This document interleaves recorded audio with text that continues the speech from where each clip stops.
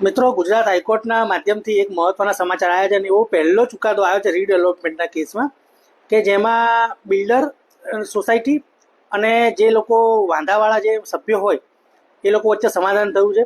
એક ઉંમરલાયક બહેન હતા, એમને બિલ્ડર તરફથી 1.40 કરોડ રૂપિયા એમની ફ્લેટની અવેજમાં આપવાનો નિર્ણય કરવામાં આવ્યો છે અને જે બે શોપ ઓનર હતા એમને દર મહિને 35,000 રૂપિયા ભાડું આપવા માંડે બિલ્ડર તૈયાર થયા હતા. અંતે કોર્ટમાં સમાધાન થયું અને કોર્ટે પણ આમાં બહુ જ હકારાત્મક અભિગમ અપનાવીને પાર્ટીઓ વચ્ચે જે સમાધાન થયું એ પછી આદેશ કરવામાં આવ્યો છે. તો આ મુદ્દો શું છે બધું હું તમને જણાવું.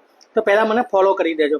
મિત્રો, હમણાં હંમેશા કહેતો હોઉં છું કે રીડેવલપમેન્ટના કેસમાં જે વાંધા હોય છે, અમુક જે 5-10 મેમ્બરોને, એ સામાન્ય વાંધા હોય છે, એમને ખાલી જોઈતું મળી જાય તો એમનું કામ થઈ જતું હોય છે. હા, અમુક કિસ્સાઓમાં બિલ્ડરના ક્રેડેન્શિયલ્સથી માંડીને બીજા ઘણા ગંભીર ઇસ્યુ હોય છે.